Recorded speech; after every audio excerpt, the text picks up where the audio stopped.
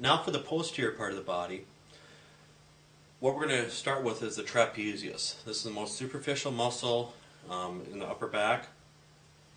So the origin is actually the occipital protuberance right up here, occipital ridge area.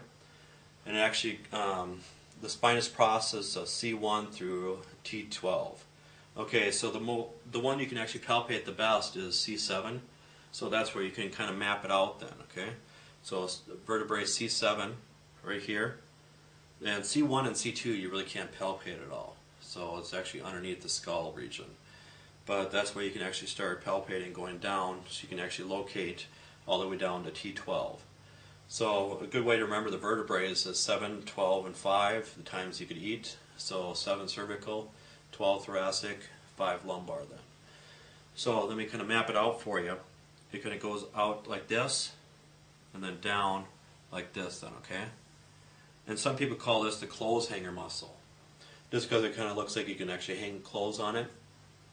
So again, with all the muscles, they're actually equal on both sides. So actually, when you cut it down the center like this, actually this is one, okay, of course, and then this is the other one. So whenever we're talking about the muscles, there's always one on the other side too, so you want to make sure you treat those regions.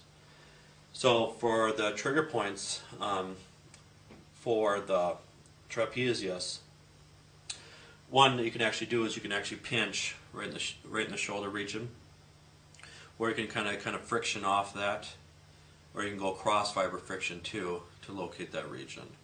Because insertion for the trapezius is the lateral 1/3 of the clavicle. So the clavicle is actually over here, and the chromium process in the spine of the scapula. So the spine of the scapula, as you can see, I'm kind of rolling over this region here. So this is the vertebral border right here. So this is the most medial, and this is the axillary border here. Inferior angle of the scapula, superior angle of the scapula, and again, spine of the scapula. So the actions for it, for the upper, it's basically broken down to 3, but again, some books will actually just call it 1 for the trapezius. So the upper, it extends the head, so it brings the head back, and elevates and laterally rotates the scapula. The middle one, all it basically does, it retracts the scapula, so it brings the scapula back this way. And then the lower, it depresses and laterally rotates the scapula for the actions.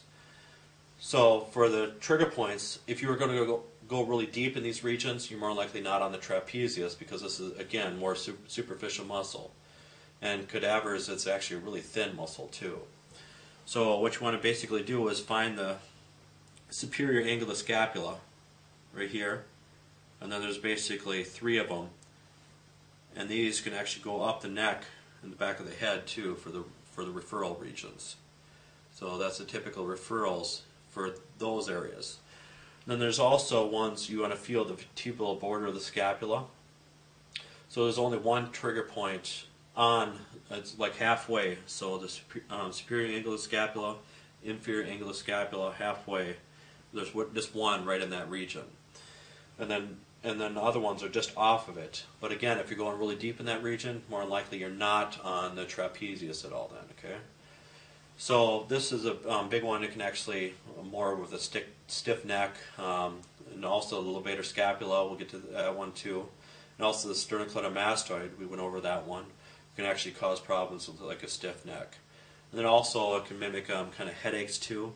There's also, a lot of people get headaches right in the back region. So if you think you're going too deep, actually just go at an angle, kind of locate those trigger points on, okay?